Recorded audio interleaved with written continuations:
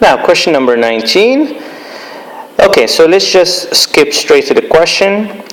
Here's what they're saying. If 400 people were surveyed, how many people support the tax hike? Okay, so I look at my table and this is what I see.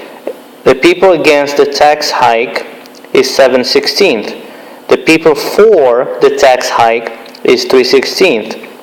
And obviously the fraction of people who are undecided is 3/8.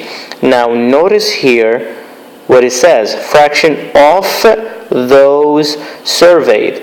Now 400 people are surveyed.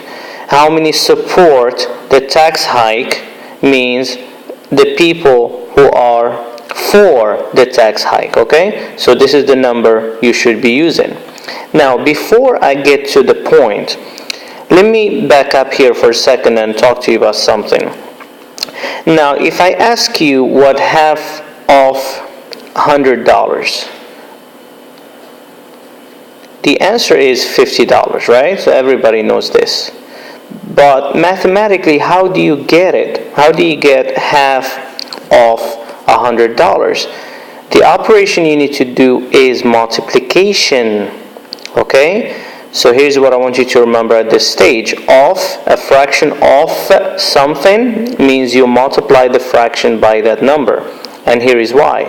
So $100, I could write it as 100 over 1. So I multiply 1 by 100, I get 100. And at the bottom I get 2.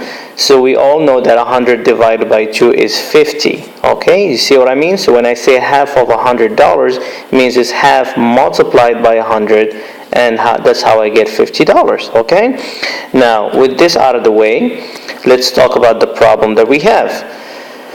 So what we need to do here is find 3/16 of 400. So I come back here and I'm going to do 3/16 of 400. Obviously it's multiplication and I just explained why, okay? So I'm going to put 400.